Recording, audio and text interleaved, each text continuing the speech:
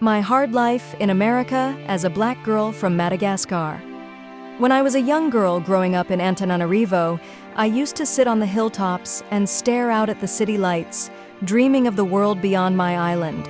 I would imagine skyscrapers, bustling streets, and endless possibilities. To me, America was a golden place where all dreams could come true if you only worked hard enough. I was 19 when I finally got my chance. I boarded the plane with a suitcase packed with secondhand clothes, a few family photos, and a heart bursting with hope. I didn't know that leaving home would be the easiest part. The real challenge was surviving in a world that didn't see me, or when it did, only saw my skin. When I landed in New York City, the noise, the cold, and the endless rivers of people overwhelmed me. Back home, people greeted each other warmly. Here, eyes slid away from mine like I was invisible. I stayed with a distant cousin in a cramped apartment in the Bronx, sleeping on a thin mattress next to the kitchen. At first, I thought things would be temporary, that once I found a job, I could move out, go to school, and build the life I had imagined. But reality came crashing down hard.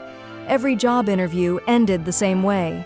Polite smiles, quick glances at my foreign name, and a slow shake of the head. They said I needed more experience, or that my English wasn't strong enough, even though I had studied English for years back home. I ended up taking cleaning jobs, offices after hours, rich apartments where the owners barely looked at me. I scrubbed marble floors and wiped fingerprints off gold doorknobs while my mind wandered home to the red earth of Madagascar. During the day, I worked at a small diner, taking orders from customers who sometimes talked over me, sometimes ignored me altogether. And yet, the hardest part wasn't the work. It was the isolation. I was too black to be accepted by most white Americans, too foreign to be understood by African Americans, and too different to fit neatly into any group. Some people thought Madagascar was in the Caribbean. Others thought I was lying when I explained where I came from, as if a place like Madagascar could not possibly produce someone like me. In the subways, people clutched their purses tighter when I entered. On the streets, I was followed by store clerks. In school, if I dared to speak, some classmates would mock my accent, snickering behind my back. Every interaction seemed to carry a message: "You don't belong here." Loneliness wrapped around me like a second skin. I ate instant noodles by myself, counting the dollars left in my wallet. Some nights, I cried into my pillow, the muffled sobs echoing through the tiny apartment. But somewhere deep inside, a fire refused to go out. I remembered my mother's voice telling me, "Tahiri Kelly dia Maniri." Even a small seed grows, so I planted seeds of my own. I enrolled in night classes at the community college, determined to improve my English. I studied late into the night, sometimes falling asleep with my textbooks open across my chest. I found a tiny Malagasy community, a few families scattered around Queens, and they became my refuge. We cooked romazava and ravitoto, sang old songs, and told stories about home. Being among them reminded me who I was, not just an outsider, but a daughter of a rich, beautiful culture. Eventually, I earned a scholarship. It wasn't much, but it was enough to enroll in nursing school. I balanced my studies with work shifts, sometimes pushing myself until my legs gave out from exhaustion. There were moments when I thought I would break, when racist patients refused to let me touch them, when teachers doubted my abilities, when classmates whispered behind my back. But I kept moving forward, one small victory at a time. I graduated against all odds, wearing a secondhand gown and a wide, trembling smile. I became a registered nurse, something that once felt impossible. I rented my own small studio apartment and sent money back to my mother and younger siblings in Madagascar every month, without fail. Even now, life is not easy. Racism didn't magically disappear when I got my degree. People still question my abilities, assume I'm just lucky, or look surprised when I speak up in meetings with confidence. Sometimes the weight of proving myself feels endless.